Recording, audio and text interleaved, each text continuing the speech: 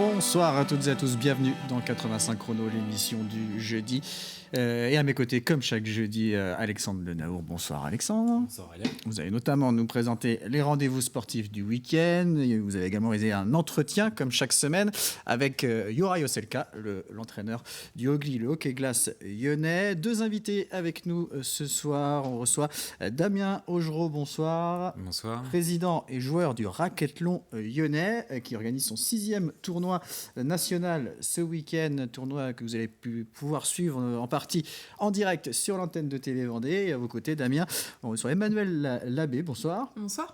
Joueuse également du club de Racathlon lyonnais, jeune joueuse puisque c'est depuis seulement quelques mois vous êtes licenciée au Racathlon et vous participerez au tournoi ce week-end, vous nous raconterez ça tout à l'heure.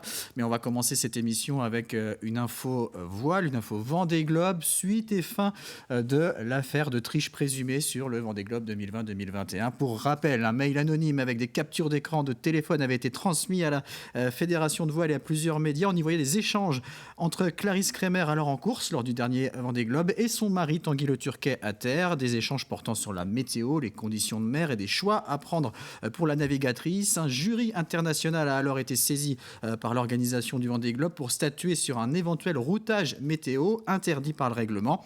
Ce lundi, le jury a décidé à l'unanimité totale et immédiate de rejeter l'allégation de mauvaise conduite. Il a jugé, je cite, que ces interactions ne pouvaient pas être considérées comme du routage non autorisé. Tanguy Le Turquet cherchait à comprendre les intentions de Clarisse pour se rassurer sur sa sécurité.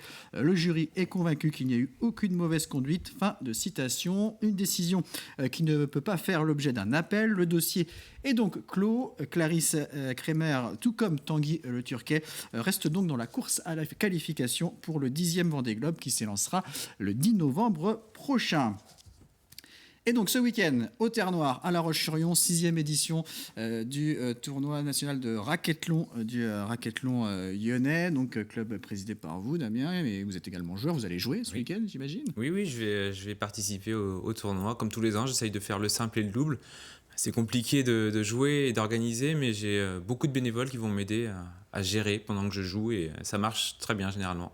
Alors, ça fait déjà quelques années qu'on parle du Racathlon. Je le disais, c'est la 6e édition. On va rappeler de quoi il s'agit. Un sport qui vient du nord de l'Europe et qui combine 4 sports de raquettes: tennis de table, badminton, squash et tennis. Et donc, lors des tournois, les joueurs jouent 4 manches de 21 points. Une manche pour chacun des 4 sports. Et donc, le vainqueur est celui qui totalise le plus de points à l'issue de ces 4 manches. À quoi ça va ressembler ce week-end, ce tournoi ? Combien de joueurs ? Comment ça va se répartir sur le week-end ? Alors, on a 143 joueurs inscrits. Le samedi, c'est la journée des simples.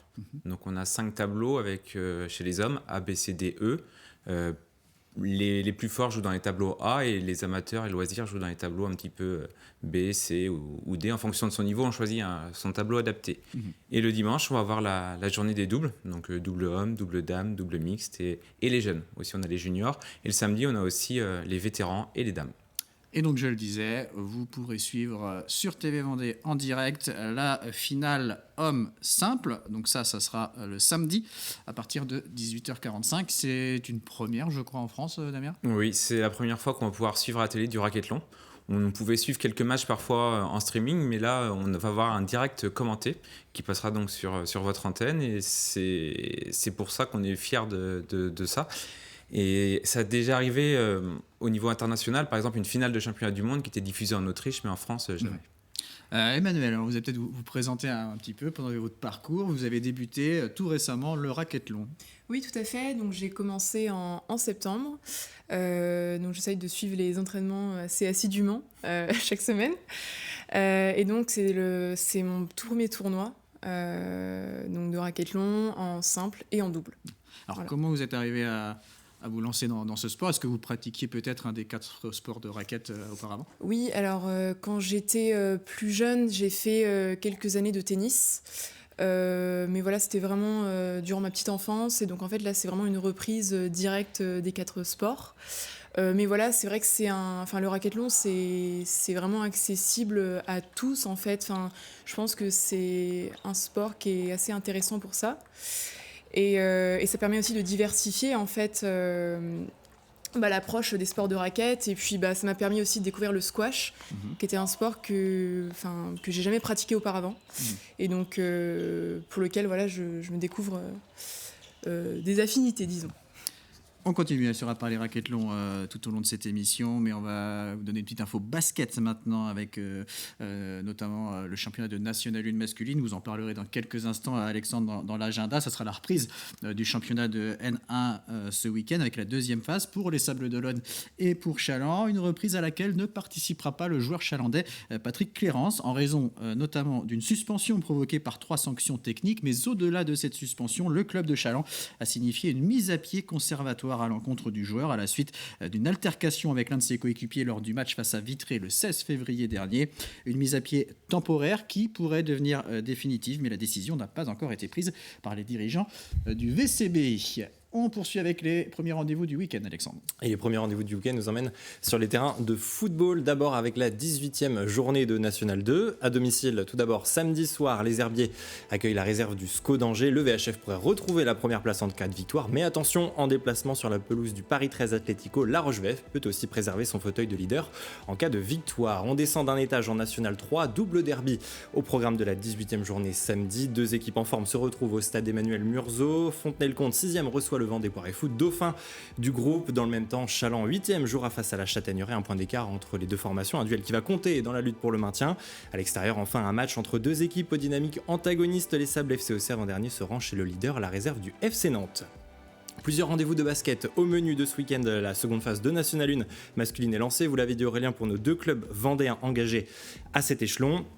Pour le Vendée Chaland Basket, objectif accrocher une place en play-off. Premier des 8 matchs vendredi soir, 20h30 à Michel Vrignot face à Pont de Cherruy. Et puis l'autre formation de N1 démarre cette seconde phase avec un tout autre objectif, celui du maintien. Vendredi soir à 20h, les Sables Vendée Basket reçoit le Lyonceau Basket. Une rencontre à suivre à Salle Beau Séjour. Un cran en dessous chez les féminines, le championnat se poursuit en National 2. Place ce samedi à la 19e journée.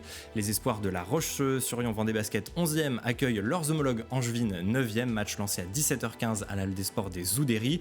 Les derniers rendez-vous de basket seront à guetter du côté de la Nationale 3. Chez les garçons, d'abord direction la 20e journée samedi soir, derby entre Chambretot et l'entente des clubs de la Roche-sur-Yon. Salertaine jouera à Liffré et puis Luçon-Saint-Gemme ira à Clisson. Chez les féminines, enfin, toujours en N3, pas de derby, mais là aussi 2 rencontres programmées en Vendée. Les Herbiers face à Fétia et Chantonnay-Saint-Germain contre le Poinçonnet. Unique déplacement, celui de Riévis sur le parquet de Bressuire. L'ensemble de ces rencontres à suivre dimanche à 15h30. Et puis on conclut cette première partie de vos rendez-vous du week-end avec une très belle affiche. Samedi soir en Ring Coquet, la Vendéenne 2e et toujours invaincue en championnat reçoit le leader et champion de France en titre Saint-Omer. C'est le choc de cette 14e journée de N1 Elite et c'est à suivre au complexe de l'Angelmière, bien sûr, à La Roche-sur-Yon à 20h30 samedi soir. Et d'autres rendez-vous à venir en fin d'émission, mais on va se projeter dans quelques semaines maintenant sur un rendez-vous cyclisme. Et oui, on connaît la date donc de la 30e édition de la Bernodeau Junior. Ce sera le dimanche 17 mars 2024 et ce sera d'ailleurs aussi à suivre en direct sur TV Vendée. La présentation de la course, vous le voyez, a eu lieu, c'était ce mardi chez l'un des partenaires majeurs de la Roche-Vendée Cyclisme. La Roche-Vendée Cyclisme qui organise l'événement avec le Vélo Club du Pays de la Châtaigneraie. Un parcours de 134 km au programme, départ de Terval à 13h pour rallier le lycée nature de la Roche-sur-Yon pour une arrivée prévue aux alentours de 16h30. 35 équipes, 8 équipes étrangères notamment présentes sur cette 30e édition. Et pour en savoir plus, je vous propose d'écouter à notre micro Frédéric Gauvrisset, le directeur de cette course, la Bernodeau Junior. Il y a plusieurs endroits clés. Bon, déjà, il y a le départ. Le départ, c'est toujours sympa. Il y a la présentation des équipes. Donc ça se fera sur la commune de la Tardière, alors nouvellement appelée la Terval.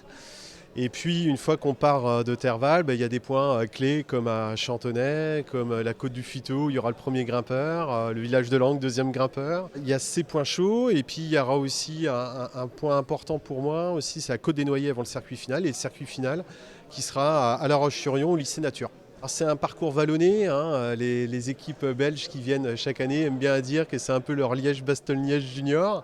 Donc vallonné avec des petites routes à prendre. Donc c'est un circuit pas simple, usant, difficile, ça roule souvent très vite. Et puis le circuit final, même s'il est un peu moins dur que quand on arrive à la Tardière, il sera usant. Donc circuit pas facile. Il y aura la sélection notamment de Nouvelle-Aquitaine qui viendra avec beaucoup de coureurs de talent. On aura aussi des sélections comme le Team 31 qui a de très bons résultats depuis le début de l'année. On aura aussi l'équipe de La Roche à suivre avec Lucas Menanto qui est plutôt en forme actuellement. Donc on aimerait bien le voir performer notamment sur ces terres. Et puis forcément les équipes étrangères. Beaucoup de protagonistes, 175 coureurs au départ. Je dirais qu'il y a une bonne dizaine de coureurs qui peuvent prétendre à la victoire. On se sent prêt parce que tout a été fait déjà en termes de préparatifs. Puis on a une équipe de bénévoles qui est habituée de l'épreuve, ça fait la 30e année. Donc on est prêt, impatient aussi que ça débute en fin de compte. C'est ce qu'on aime en fait. Il y a une épreuve d'école de cyclisme, on a les juniors, donc niveau international, et puis on a les minimes, les cadets. Donc c'est une grande fête du vélo le 17 mars prochain. Voilà, donc pour la Bernaudo Junior, comme vous le disiez Alexandre, à suivre sur TV Vendée. On revient au racquethlon, donc avec le 6e tournoi national à La Roche-sur-Yon, au Terre-Noire, samedi et dimanche de 9h à 19h. Damien, on a entendu Emmanuel qui disait qu'elle pratique seulement depuis septembre, avec, sans avoir pratiqué de squash par exemple auparavant. Donc c'est vraiment accessible, et notamment en compétition. Il n'y aura pas de problème pour elle ce week-end sur le tournoi. Non, parce qu'elle a osé se lancer, donc ça c'est bien de sa part. On a essayé de l'encourager et de motiver nos débutantes, puisque comme je le disais tout à l'heure, on fait des tableaux adaptés. Donc elle va être dans le tableau Dame B.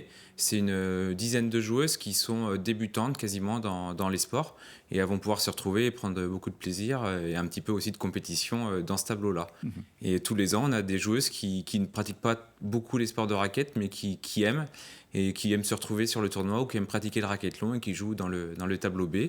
Et on a aussi le niveau A, où là c'est un petit peu plus compétition, et là elles ont un entraînement plus assidu et un niveau un petit peu plus élevé dans les sports, au moins dans 2 sports, et là elles vont chercher la victoire dans ce tournoi. On parlera du plateau tout à l'heure, parce qu'il y aura quand même du beau monde à La Roche. Et justement, Damien, vous parlez des entraînements. Emmanuel aussi, vous avez abordé cette question tout à l'heure. Comment est-ce que ça se passe, un entraînement de racquethlon sur une séance? Est-ce qu'on va travailler les 4 raquettes d'un coup, ou alors échelonner un peu tout ça au long de la semaine? Alors à La Roche-sur-Yon, on s'entraîne le vendredi soir, et une semaine on va faire pendant 2 heures, on va faire 1 heure badminton et 1 heure tennis de table. Et la semaine d'après, on fait 1 heure de squash et 1 heure de tennis. Donc on s'entraîne dans 2 sports par semaine. Après, il y a d'autres entraînements possibles. Donc tous les lundis soirs, il y a le jeu libre en squash. Donc les joueurs viennent, ils se retrouvent et ils jouent, ils pratiquent en squash. Il y a un gros succès sur cet entraînement. Et on peut aussi pratiquer le jeu libre en tennis de table le mercredi, mais là, il y en a un petit peu moins de monde. Donc les joueurs sont plus attirés par le squash, les joueurs du club. Alors Emmanuel, à quoi vous vous attendez ce week-end? Est-ce que vous misez quand même sur une ou 2 des 4 disciplines pour essayer de faire un peu la différence? Personnellement, je pense que je suis quand même un peu plus douée en badminton et en tennis squash. Donc, en fait, je pense que mon défaut serait plutôt le tennis de table, pour le coup. Mais après, oui, forcément, je joue pour gagner aussi. Donc, je vais donner le meilleur de moi-même. Et voilà, ça devrait bien se passer, en tout cas. Voilà. Ça mobilise combien de personnes? Vous parliez des bénévoles qui allaient vous assister forcément ce week-end. En termes d'organisation, ça représente quoi ce week-end? Alors cette année, on a une grosse organisation. On a une vingtaine de bénévoles qui seront présents pour nous aider, puisqu'on va gérer donc le tournoi. Il y a la finale qui est diffusée, donc ça mobilise aussi un petit peu de monde. Il y a des arbitres. On a des arbitres. On est un des seuls tournois français à mettre en place des arbitres sur 3 terrains. Et on a également la gestion du bar et de la restauration, donc qui vont solliciter aussi beaucoup de monde lors de cet événement. Alors, ce qui est intéressant au Terre-Noire, c'est qu'on a plusieurs terrains de tennis, un club de terrain de squash également. C'est plus simple aussi pour le badminton et le tennis de table. J'imagine qu'il y a une collaboration forte avec le club de squash de La Roche. Oui, le club de squash, ils nous mettent à disposition les terrains de squash, et en plus, ils nous aident dans l'organisation de la restauration. Donc, on travaille en très bonne entente avec le club, et la mairie aussi nous soutient fortement, puisqu'ils nous mettent à disposition les tables de tennis de table. Ils nous les amènent à la salle Pelé. Et comme ça, on peut avoir sur le même site, à la salle Pelé, le tennis de table et le badminton. Et après, on se déplace pour aller jouer au squash et aussi au terrain de tennis juste à côté. Donc, on a tout sur place. Ça, c'est pratique. Très bien. On va rester à La Roche-sur-Yon, mais dans un tout autre sport. C'est l'heure de l'entretien de 85 chrono. Puisqu'on va parler Hockey sur glace, Alexandre. Et oui, avec Juraj Oselka, le coach slovaque du Hockey, que l'on ne présente plus. Alors, à 47 ans, Juraj en est à sa 12e saison sur le banc du Hockey Glace lyonnais. Le club qui prépare d'ailleurs le match retour des 8e de finale de play-off de D2. Ce sera ce samedi soir à domicile face à Toulouse-Blagnac. On revient bien évidemment sur cette prochaine rencontre dans l'entretien. 8 minutes pour revenir aussi sur la très bonne saison du Hockey qui a terminé la saison régulière comme meilleure défense du championnat. Alors, à quel match s'attendre samedi? Quelle fin de saison? Quels objectifs surtout? Réponse avec Juraj Oselka. Bonjour Juraj Oselka. Bonjour. On se retrouve ici à la patinoire Arago de La Roche-sur-Yon, qui est un petit peu comme votre deuxième maison. Le hockey sur glace lyonnais, le Hockey, le club dont vous êtes l'entraîneur bien évidemment. Alors on se retrouve à un moment clé de cette saison. Vous avez entamé le week-end dernier les playoffs de D2, une victoire 4-3 au match aller des 8e de finale contre Toulouse-Blagnac. Une rencontre, Juraj, qui fut riche en rebondissements. Oui, on est parti là-bas. De toute façon, on savait que c'est playoff. Et playoff, c'est lui qui gagne et qui passe. Donc, on savait que ça va être dur. On ne s'attendait pas du tout à un match facile. C'était deux équipes qui sont jouées la gagne. Et voilà, nous, en prolongation, on a gagné ce match-là. Donc, on était tout heureux après match. Ça tournait bien pour nous. On attend toute la saison pour jouer ces matchs-là. C'est passionnant, c'est chouette à voir les matchs comme ça. Il y a un autre truc, c'est un autre feeling. C'est d'autres choses. Dès le premier match de la saison, on pense déjà à ce moment-là des playoffs? On a envie d'y être déjà? Même si notre objectif principal c'était maintien, mais dans notre tête avec les gars dans le vestiaire, on voulait faire playoff. On a démarré très bien la saison avec 3 victoires d'affilée et ça nous a lancé dans la saison où on s'est retrouvé 3e. On était longtemps même le 12e et après on s'est retrouvé 3e, mais 12e ou 3e, ça ne change pas grand-chose. C'est sa 3e derrière les Français volants et Courbevoie. 12 victoires, 6 défaites, dont 3 sur les 5 derniers matchs. Une fin de saison pas forcément facile. Quels enseignements vous avez tirés, vous, Juraj, sur ces 18 matchs de cette saison? Qu'est-ce que vous avez appris de votre groupe? Qu'on est capable de tout, qu'on est capable de sortir de très bons matchs et comme on est capable de passer à côté de notre match. Les moments faibles, ça arrive à toute l'équipe et on a su à chaque fois rebondir. Donc, ça veut dire que le vestiaire il est quand même solide. Et c'est quoi l'origine finalement de ces moments faibles que vous avez pu avoir sur la saison? Premier moment comme ça, c'était on a gagné 3 premiers matchs, après tout de suite on a perdu 2. Est-ce qu'on a commencé à croire qu'on a commencé à marcher 10 cm sous le sol, que voilà, on a déjà, c'est tout est fait et c'est jamais fait. C'est notre tête qui nous ont sortis de saison, mais chaque fois c'était des courts moments. Donc, remettre les pieds sur terre, c'était peut-être un petit peu ça? Exactement, il faut remettre les pieds sur terre et savoir d'où on vient. Le match retour de ces playoffs de ce 8e de finale, c'est en tout cas dès ce samedi 9 mars à 18h30, juste derrière nous. Sur quels aspects vous avez travaillé, Juraj, avec votre groupe cette semaine? Sur quels détails peut-être vous allez travailler sur ce match retour face à Toulouse-Blagnac? Déjà, on a bien récupéré de notre voyage et on veut rester dans nos bottes et on veut rester comme on est, on veut rester solide. Ça joue sur 2 matchs gagnants, on a gagné 1, donc rien n'est fini, rien n'est fait. Sans tout dévoiler, bien sûr, est-ce que vous avez remarqué quelques petites failles peut-être au sein aussi de votre équipe et au sein de vos adversaires qui pourraient faire que ça marche encore mieux ce samedi? Je ne sais pas si on va parler ça en caméra parce que ça va passer partout. Donc, on garde le secret, c'est ça? Voilà, on garde le secret, mais c'est les choses basiques qu'on travaille à l'entraînement avec un petit peu plus d'application, un petit peu plus de concentration sur les petits détails. Il faudra venir vous voir pour le savoir, c'est ça? Exactement. Il y aura 2 scénarios en tout cas à l'issue de samedi. Une victoire, on vous le souhaite, et une qualification donc pour les quarts de finale. Et puis la deuxième possibilité, c'est en cas de défaite, il y aura un 3e match dimanche à 12h30, c'est ça? Toujours ici à La Roche-sur-Yon. Est-ce que vous préparez votre équipe à tous les scénarios possibles? Les playoffs, ça part beaucoup de la tête. Donc, il faut que les têtes des joueurs sont bien, avec de tous les clubs, par dirigeants jusqu'aux derniers joueurs. Il faut qu'on les focalise sur ça. Et on sait ce qui nous attend si on veut aller plus loin dans cette playoff. Donc, il faut être prêt à tout. Parce que vous avez un groupe très jeune aussi. Alors, comment est-ce qu'on fait pour les préparer justement pour qu'ils soient bien dans leur tête, comme vous dites? Oui, on a un groupe jeune. On avait 9 recrues cette année. Ça, c'est aussi le travail des leaders, des anciens dans le vestiaire qui sont là pour les épauler, pour que ça travaille, pour que ça tire dans le même sens.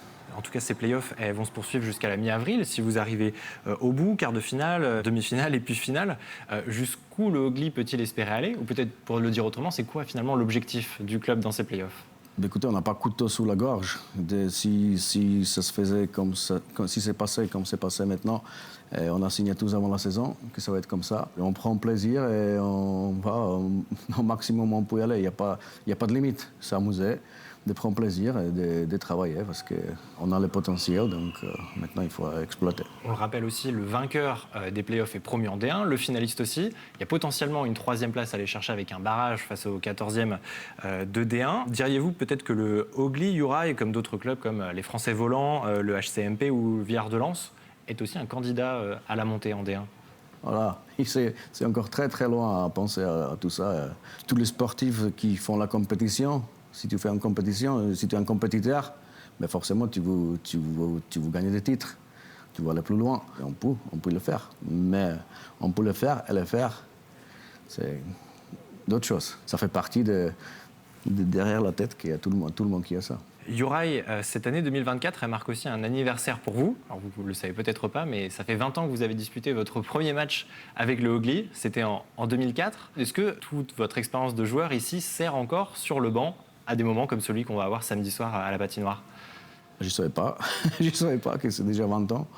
Mais oui, de toute façon, tous les moments qui servent. Quand vous jouez au hockey, vous passez par des moments, vous pouvez rentrer dans la tête un petit peu des joueurs, vous savez ce qui se passe dans quel moment. L'expérience des joueurs, forcément, sert à des entraîneurs, même si c'est un métier qui n'a rien à voir avec les joueurs. Les émotions sont complètement différentes. L'émotion, après, en victoire, c'est complètement différent comme un joueur. C'est-à-dire, elle est plus forte, elle est différente? Elle est plus forte, je pense. Elle est plus forte. Elle est différente, plus forte. Parce qu'à un moment, quand on est joueur, on pense que c'est celle-là qui est plus fort. Un joueur, il est bien sûr, il vous gagne, c'est tout pour, il vous gagne pour son club, mais il est toujours focalisé sur lui-même.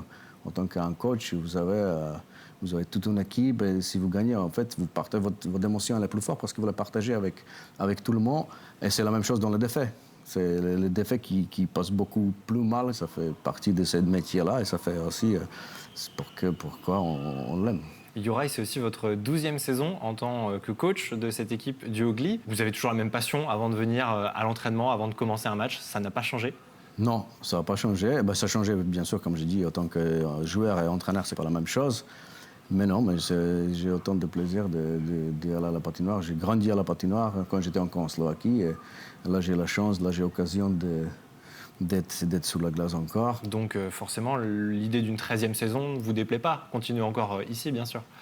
Écoutez, il n'y a pas de raison pourquoi s'arrêter. Après, on est une équipe amateur. Tout va avec. On peut remercier aussi de nos partenaires qui nous aident aussi, qui embauchent nos joueurs, qui les laissent libres pour qu'ils fassent ce métier-là. Et moi aussi, d'ailleurs, j'ai un patron qui me laisse faire mon métier. Donc, c'est aussi grâce à des gens comme ça, de nos partenaires, qu'on peut faire ça. Vous avez un métier à côté, vos joueurs ont aussi un métier à côté, il faut le rappeler. C'est ça, il faut le rappeler. On est une équipe qui est constituée d'amateurs et ça nous permet à vivre notre passion, donc c'est extraordinaire. Et puis cette passion, on va la retrouver, donc on l'a dit, samedi soir à 18h30 pour ce match retour des 8e de finale des playoffs de D2. La patinoire, juste derrière nous, elle sera pleine? J'espère. J'espère qu'elle sera pleine, que les gens ils vont être derrière nous. Moi, je peux garantir qu'on va tout laisser sous la glace, toutes nos forces, tout ce qu'on peut donner. Et voilà. On sera là pour suivre ça et pour vous suivre plus loin, on l'espère, Juraï. Merci beaucoup. Merci beaucoup. Entretien à retrouver. Exactement, en replay sur TV Vendée et puis aussi à partir de demain, vendredi, à 9h. Allez, on va parler maintenant d'un des 4 sports qui composent le racquethlon, c'est le squash, puisqu'un nouveau grand rendez-vous arrive en Vendée. Le club de Chaland accueillera la première édition du Vendée International Squash PSA Challenger Tour 6. C'est un tournoi qui aura lieu du 18 au 22 juin au complexe Red Zone et qui devrait attirer des joueurs figurant dans le top 100 mondial. Ils seront 24 à en découdre et le tournoi offrira une dotation de $6 000. Et pour rappel, le squash sera inclus aux Jeux Olympiques de 2028 à Los Angeles. Et donc, on le rappelle, tournoi national de racquethlon au Terre Noire à La Roche, samedi et dimanche de 9h à 19h. Tournoi simple, dames, hommes, vétérans le samedi et tournoi double, dames, mixte, hommes et simple jeune également le dimanche. La finale simple homme à suivre sur TV Vendée en direct samedi à partir de 18h45. 143 joueurs, on l'a dit, bien inscrits. C'est pas le record. On avait battu le record l'année dernière à 152. Ça fait quand même du monde. Oui, on n'est pas loin du record. On a autant de tableaux que l'an passé. On a un petit peu de moins de joueurs dans le tableau A. Alors en même temps, cette année, il y avait une journée de squash, une journée par équipe de squash, donc on a perdu quelques joueurs pour cette édition. Il y aura quand même du beau monde, avec notamment en tête d'affiche le numéro 2 mondial, champion de France en titre, Sylvain Ternon. Oui, il nous fait l'honneur de venir. Ça fait longtemps qu'on ne l'a pas vu sur un tournoi. En 2018 à Lille, c'était sa dernière participation sur un tournoi français. Il a fait championnat de France. Il a gagné, on va dire, relativement facilement. Il lui fallait 2 points au tennis en finale contre l'autre meilleur joueur français. Et là, il vient sur le tournoi. On va essayer de le défier. On va faire ce qu'on peut. Mais voilà, son niveau est quand même assez impressionnant. Alors, qui va-t-il retrouver en face de lui qui pourrait peut-être venir le titiller ? Alors on a le tenant du titre, Rémi Piot. Alors il est numéro 16 français, il fait pas trop de tournois, c'est pour ça qu'il n'a pas un grand classement, mais son niveau est plus fort que 16e français. Il pourra tenter. Il y a aussi Lucas Steyer, c'est le jeune qui monte dans le racquethlon, il a que 17 ans. Il vient de gagner son premier tournoi à Tours la semaine dernière, donc il peut tenter ses chances. Il est aussi champion du monde jeune. Voilà, on a aussi Laurent Cocriamon qui était finaliste l'an dernier, qui va pouvoir tenter sa chance, mais Sylvain, il faut quand même rappeler que c'est un ancien numéro 4 français de badminton, donc il a énormément progressé dans les autres disciplines. Il joue deuxième série en squash, il joue pas loin de deuxième série au tennis, donc c'est assez impressionnant. Et puis il y a vous, Damien, peut-être, vous êtes classé numéro 7 français, 7 oui, 7e français. Alors moi je suis un peu à court de forme, je reviens de blessure, donc peu d'entraînement récemment, donc je mise pas trop sur moi pour cette édition. Emmanuel, est-ce que vous, donc, qui êtes débutante, on le rappelle, depuis seulement septembre, vous suivez déjà un petit peu on va dire le plateau, le tableau français, un peu les meilleures joueuses, les meilleurs joueurs? Est-ce que vous connaissez déjà à connaître des noms, des têtes d'affiche? Non, ou c'est un monde encore inconnu? Non. Ça reste, pour l'instant, ça reste vraiment du loisir. Voilà. Non. D'accord. Vous allez peut-être en savoir plus. Oui, tout à fait. Ouais. On continue encore à parler racquetton en fin d'émission, mais c'est l'heure de découvrir les autres rendez-vous sportifs du week-end, et on en parlait il y a quelques instants, du hockey sur glace à La Roche. Exactement, puisque le club du Hugli a donc rendez-vous samedi soir devant son public pour aller chercher une place en quart de finale des playoffs de D2. Vainqueur au match aller, les Aigles Lyonnais affrontent Toulouse-Blagnac à la patinoire Arago. Une victoire et une qualification. Une défaite, en revanche, enverrait les deux équipes dans un troisième match décisif dimanche à 12h30, et ce serait toujours à La Roche-sur-Yon. Autre événement programmé samedi à La Roche-sur-Yon, un rendez-vous de rugby fauteuil en partenariat avec le club de Carquefou. Le FC Lyonnais organise une initiation à la discipline de 11h à 17h, et la journée se clôturera, vous le voyez, sur un match de gala gratuit entre Carquefou et Niort, un match de rugby fauteuil à suivre à 18h30 à la salle Omnisport. Du rugby tout court, il y en aura aussi, mais hors des terrains vendéens, en Fédéral 2 d'abord. Le FC Lyonnais 10e se rend sur la pelouse de Casteljaloux, juste au-dessus au classement. Rencontre programmée dimanche après-midi pour la 18e journée du championnat. Et puis au même moment, l'autre club vendéen, cette fois en Fédéral 3, aura lui rendez-vous pour un gros choc du groupe à l'occasion de la 16e journée. Le RC Sablé se déplace à Parthenay, un match particulier puisque les Vendéens sont leaders juste devant leur adversaire de dimanche. Du Palais de nouveau au programme ce week-end, place samedi à la finale de la Coupe de Vendée de Palais-Fonte. Près de 150 doublettes se retrouveront dès 9h30 au gymnase du lycée lyonnais des Établières pour tenter de décrocher le titre. Des titres aussi sont attendus du côté de Fontenay-le-Comte avec le championnat départemental de tir sportif des écoles de tir. Carabine et pistolet à 10 mètres au programme avec des tireurs âgés de 9 à 17 ans. Début des séries à 9h30 dimanche au stand Pierre Chéniaud. Et puis une fois n'est pas coutume, un événement de softball ce week-end. Le club de baseball de Champ-Saint-Père organise son tournoi de softball, le tournoi des Marcassins. C'est à suivre samedi et dimanche à la salle Omnisport de la commune. Et puis enfin, épilogue de cet agenda de vos rendez-vous du week-end avec de la course à pied. C'est l'enduro de la forêt organisé par le Pays Saint-Gilles Vendée Athlétisme de distance 7 et 14 km. Premier départ dimanche matin à 9h depuis le stade de la forêt à Saint-Hilaire-de-Riez. Et donc le tournoi du tournoi national du racquethlon lyonnais samedi et dimanche. Comment se développe le club, Damien? On en est à combien de licenciés aujourd'hui? Alors on est à 50 licenciés, donc 25 jeunes, 25 adultes. On a beaucoup progressé chez les jeunes, où on accueille du monde. Donc j'ai recruté quelques entraîneurs pour assurer les entraînements, puisque tout seul avec 25 ça fait beaucoup. Donc on est 3 voire 4 sur certaines séances pour assurer les entraînements. Et chez les adultes, 25, c'est un petit peu plus que l'an dernier, donc on monte tranquillement. Et on a une nouvelle section qui s'ouvre, une nouveauté, c'est la section pickleball. Ouais. Donc ce sera le jeudi soir. On a fait une démonstration, un entraînement de test avec David Filippo qui va gérer cette section. Donc il est un petit peu blessé, il peut plus trop faire de squash ou de badminton, donc il s'est lancé dans le pickleball. Et on avait 60 personnes qui étaient présentes et on espère accueillir entre 20 et 30 joueurs de pickleball tous les jeudis soirs. Alors le pickleball, hein, c'est un mélange de tennis, puisqu'il y a le filet du tennis. On joue sur le terrain de badminton et avec une raquette qui ressemble à la raquette du ping-pong. C'est ça, c'est bien résumé. Après, le mieux, c'est vraiment de pratiquer ou de tester pour voir comment ça se passe. C'est un petit peu plus accessible à tout le public. On progresse très vite. Techniquement, c'est pas trop difficile.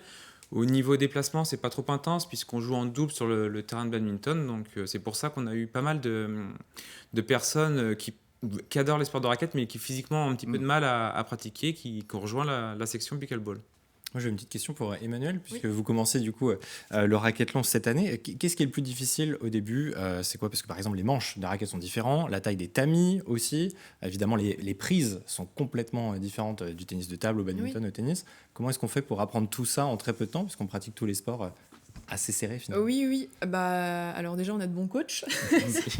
Non, après, en fait, c'est une question d'adaptation. En fait, c'est apprendre aussi...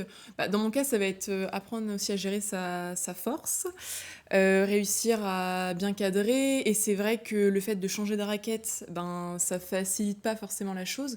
Mais après, en fait, effectivement, en pratiquant...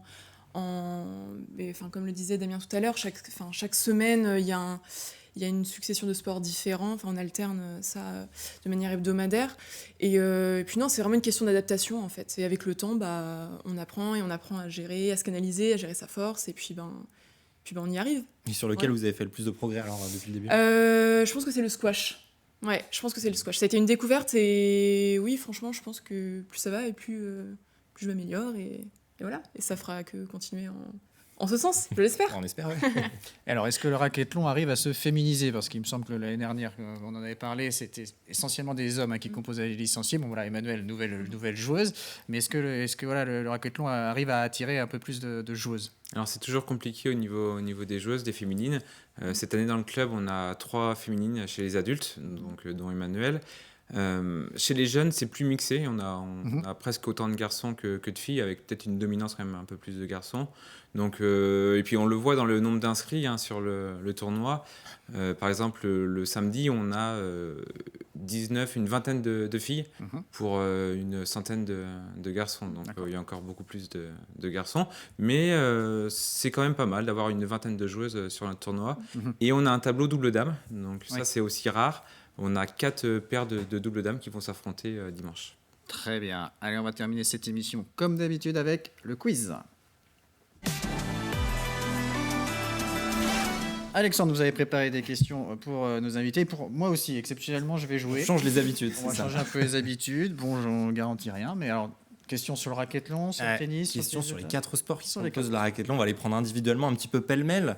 Si vous voulez bien, on va commencer avec du badminton. Alors, quel badiste français a remporté la semaine dernière son premier titre sur le World Tour? Alors, je pense que c'est Christo Popov. C'est ça, Christo Popov. Puisqu'il joue aux IFB, aux internationaux de badminton, et j'ai pu voir son frère jouer hier. J'étais à Paris voir les IFB. Donc, la paire Popov, et c'était en Allemagne, la victoire. Un point pour Damien. C'est ça, un premier point. Je fais les comptes, Aurélien. D'accord. Alors, en tennis de table, à présent, de quelle ville sont originaires les frères Lebrun? Bordeaux. C'est pas Bordeaux, un petit peu plus dans le sud. Montpellier. C'est Montpellier, exactement. Tous les deux sont nés à Montpellier. Une autre question par rapport au cadet des frères Lebrun. Félix, quel est le nom de sa prise de raquette qui fait beaucoup parler puisqu'elle est différente des joueurs européens? Alors, en porte-plume. Prise en porte-plume, parfait. On aura peut-être l'occasion de voir sur le racquethlon. Alors, il a déjà fait un tournoi, Félix Lebrun. Il a déjà fait un tournoi de racquethlon. Je ne sais plus où c'était, je crois que c'était à Valence, il me semble, mais il connaît le racquethlon. Hein. Bon, eh bien, peut-être pour une prochaine édition. Alors là, maintenant, je pense qu'il est bien occupé. Hein. Il a quelques objectifs à préparer, donc on le reverra peut-être dans quelques années, mais là, je crois qu'il est bien occupé avec le tennis de table. On fait sur une question tennis si on a le temps. Aurélien Oui, on a le temps. Allez, 3 on a le points temps. pour Damien. 3-0. Emmanuel. 3-0 pour Damien. Quel tournoi du circuit mondial le tennisman français Hugo Humbert a-t-il remporté la semaine dernière? C'est Doha. Dubaï. C'était Dubaï. C'est pas très loin, hein, mais c'est Dubaï. 4-0. Et est-ce que vous pouvez me donner son classement, Hugo Humbert, son meilleur classement en carrière? C'est cette semaine. Combien il est à l'ATP? Là, je sais. 24.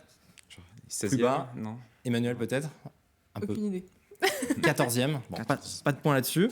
L'année dernière. Allez, en squash, parce qu'on aura fait les 4 sports comme ça. Qui est actuellement la meilleure classée française au niveau national? C'est pas Enora, je sais plus si. Non, c'est pas Enora, qui doit pas être bien loin. Mais c'est Mélissa Alves. Non, là, j'avais pas. Et le numéro 1 français? Victor Croin. Victor Croin. Voilà, exactement. Bon, Bon, on aurait est-ce qu'on été fait les inexistant sur ce quiz. Bravo Damien, en tout cas. Je sais Bravo pas, bonne Damien. réponse. Ouais. 5, 5-0. ouais, voilà. Merci en tout cas à tous les deux. Bon courage et bonne chance pour ce Merci. week-end. On rappelle 9h à 19h, entrée gratuite au Terre Noire, donc pour ce tournoi de racquethlon. Et à suivre à 18h45 samedi, la finale homme simple sur TV Vendée. Merci Alexandre. Sur rien. On vous retrouve bien cette fois à la Retour du journal des Retour du journal des sports après une semaine de pause lundi matin. Merci à vous de nous avoir suivis et très bonne fin de semaine sur TV Vendée.